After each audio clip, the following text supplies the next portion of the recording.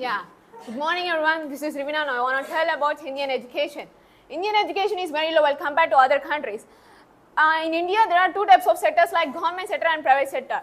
While in government sector, teachers are highly educated, but they are not teaching the students in a practical way. They are only focusing on the by-hearting system, and students are also not taking the responsibility to learn the things, all the subjects which are teaching by the teachers.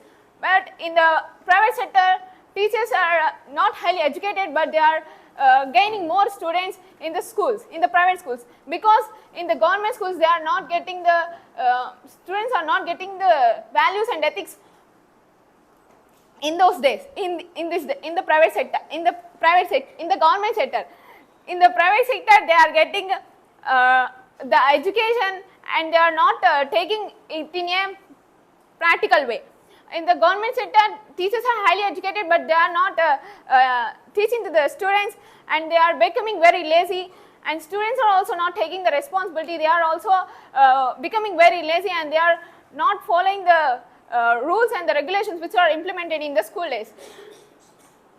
In the private schools we can see students are more, but education is very less. They are not teaching the students, and they are not giving the proper knowledge to the students. Yeah, well, in games, Indian education in India, in education games are not implemented to the students, and they are not giving the time to the games. In the other countries we can see in education it is a part of the in education games is a part of their education, but in the India they are not giving the time to the play games, and they are only focusing on the by-hearting system, which is not necessary to the students. And if they give the proper knowledge, it is necessary. But in the other countries we can see they are doing part-time jobs and they are educating well. But in the India, no part-time jobs and no education, nothing is there in the India. So we are listening from the ancient days, India is a developing country. So I want to tell you that India, from now we should learn in a practical way, or we should learn communication skills or technical skills which is necessary for our upcoming days.